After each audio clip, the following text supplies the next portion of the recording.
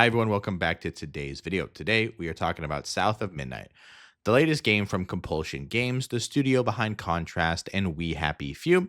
Known for their unique storytelling and atmosphere, this game is set in the deep south of America. The art style is a standout. It gives more of a Alice in Wonderland or a Tim Burton movies type of game, and I think that's really unique and cool. But despite the intriguing concept, I've got a couple of concerns for this game.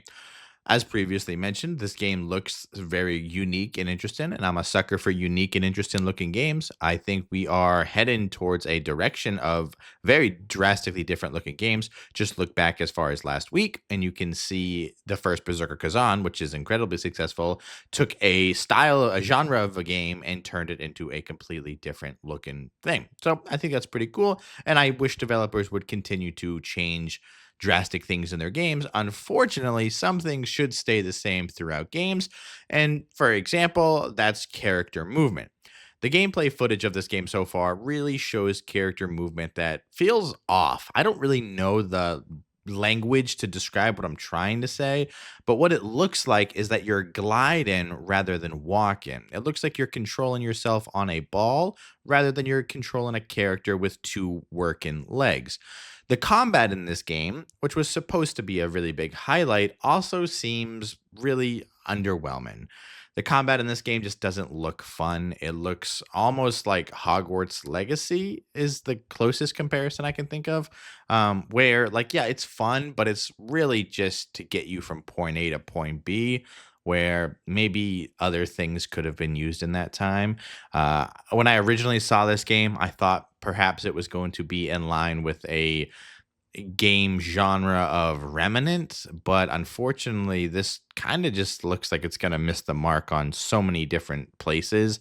And that brings me to my biggest concern slash red flag for this game. Multiple reports of this game have this game being beat in less than 8 hours, and with a price tag of $40, $50 if you bought the early access version of the game. I'm not sure this is going to be an easy sell to gamers. It is available on Game Pass, which is how I will be playing it, and I presume the majority of people who will actually play this game will probably play it from Game Pass.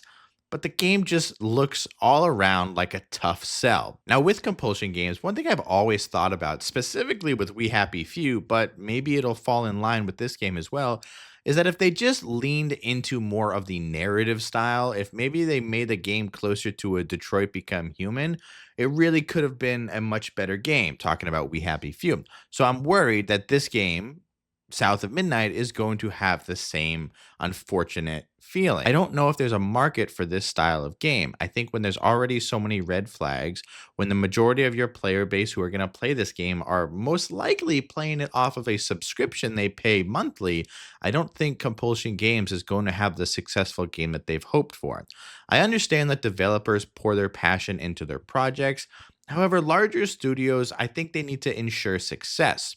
A more narrative driven approach could have elevated both We Happy Few and South of Midnight. I don't think Compulsion Games is going to do that, and I don't think South of Midnight is going to achieve that. However, I'd really like to know what your guys' thoughts are in the comments down below. Let me know what you guys think of this game. Let's keep the conversation going. Is this a game that you're excited for? Are you actually going to be paying the price for it, or will you be playing it on Game Pass? And win or lose, do you think this game is just going to be another game that will end up on the shelf that you'll pick up one day when your mom says she won't buy you Call of Duty, but you can get a game? I think that's where it's going to go. But let me know what you guys think down in the comments, and I will see you guys later.